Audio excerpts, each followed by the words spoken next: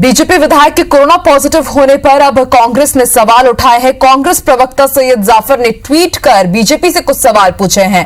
पहला सवाल ट्वीट करते हुए यह पूछा गया कि बीजेपी ने बिना पीपीई किट के विधायक को विधानसभा प्रांगण में क्यों लाया। इसके साथ ही बीजेपी ने संक्रमण की जानकारी क्यों छुपाई। क्या बीजेपी सकलेचा पर केस दर्ज करने की अब हिम्मत दिखा पाएगी।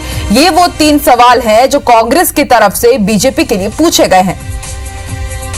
सैयद जाफर कांग्रेस प्रवक्ता है ये, और इन्होंने ट्वीट करते हुए अलग अलग सवाल सामने रखे हैं बीजेपी के। उन्होंने ये पूछा है कि यदि सकलेचा कोरोना संक्रमित थे या उनमें लक्षण थे तो फिर बीजेपी ने ये बात क्यों छुपाई, और बिना पीपीई किट के इनको वोटिंग में हिस्से लेने के लिए क्यों लाया गया, और क्या अब बीजेपी उन पर मामला दर्ज कराने की हिम्मत दिखा पाएगी।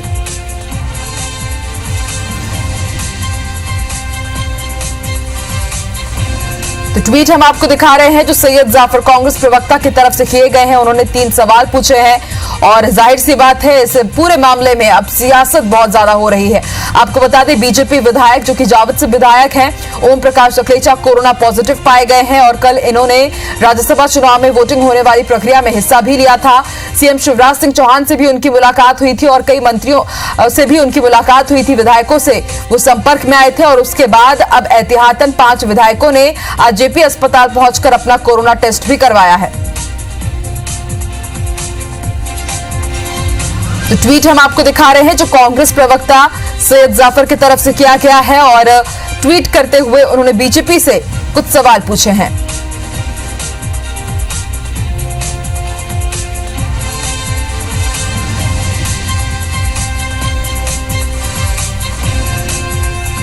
ट्वीट हम आपको दिखा रहे हैं लगातार बीजेपी विधायक ओम प्रकाश सकलेचा के कोरोना पॉजिटिव आने के बाद मध्य प्रदेश की सियासत गरमाई हुई है। हड़कंप तो मचा ही हुआ है सियासी गलियारों में।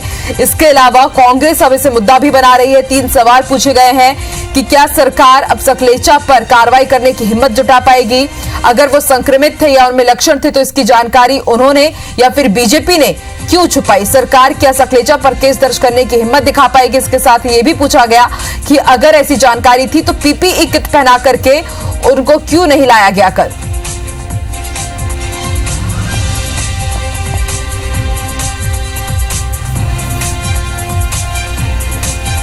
उन्होंने ये भी पूछा है कि क्या उनको विधानसभा में लाकर बीजेपी ने 205 विधायकों और प्रदेश की जनता की जान को खतरे में नहीं डाला है।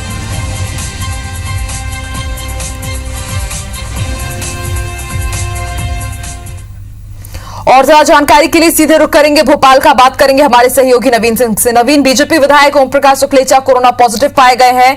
बड़ी बात यह है कि कल जो राज्यसभा चुनाव के लिए वोटिंग हुई थी उसमें उन्होंने हिस्सा लिया था और अब कांग्रेस ने ट्वीट करते हुए 3 बड़े सवाल बीजेपी से पूछे हैं। जाहिर सी बात है ये जो सवाल है वो आम जनता भी पूछना चाहती है बीजेपी से।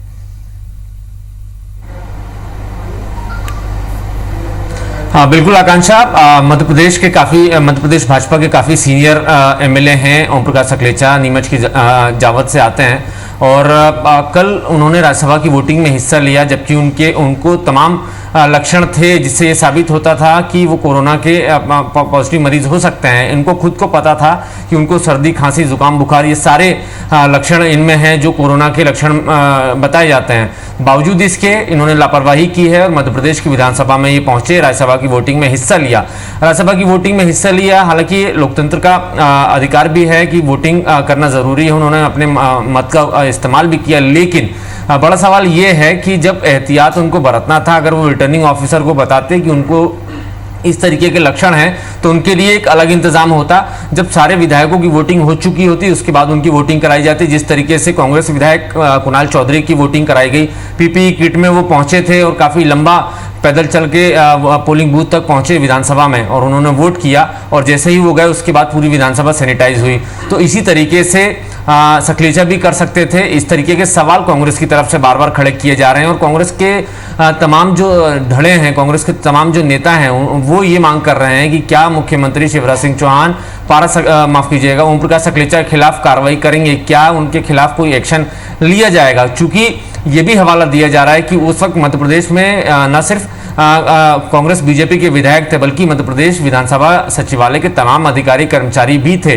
तो इस लिहाज से ये ज़रूरी है कि उन पर लापरवाही का मामला बनता है, उन पर उनके खिलाफ केस किया जाना चाहिए, उनको सख्त उनके खिलाफ एक्शन लिया जाना चाहिए। जिस तरीके से क्वारंटीन और कोरोना की गाइडलाइन है, उसके जो नियम है, उनका भी हवाला कांग्रेस ने दिया है और ये कहा है कि शिवराज सिंह चौहान से मांग भी की है मध्य प्रदेश की भाजपा सरकार से कि कोरोना के लक्षण होने के बावजूद ओम प्रकाश सकलेचा ने वो तमाम लक्षण छुपाए हैं, झूठ बोला है। जो विधानसभा के गेट पर जहां से एंट्री हो रही थी विधायकों की, वहां पर डॉक्टर्स की टीम थी, विधानसभा सचिवालय के तमाम अधिकारी कर्मचारी थे, उनसे भी झूठ बोला और उसके बाद ये अंदर दाखिल हुए और तमाम लोगों से उनका मेलजोल रहा, प्रत्यक्ष या अप्रत्यक्ष तौर पर कहीं ना कहीं कोई ना कोई विधायक उनके संपर्क में रहा। तो ऐसे विधायक के खिलाफ कार्रवाई होनी चाहिए, इस तरीके की मांग कांग्रेस ने की है। आकांक्षा, साथ ही साथ न सिर्फ कल की बात है ये राज्यसभा की वोटिंग, लेकिन इसके पहले भी जो बीजेपी विधायक दल की बैठकें हुई हैं भारतीय जनता पार्टी मुख्यालय में, तो उसमें भी ओम प्रकाश सकलेचा पहुंचे थे। बिन मास्क की भी कुछ तस्वीरें देखी गई हैं जी,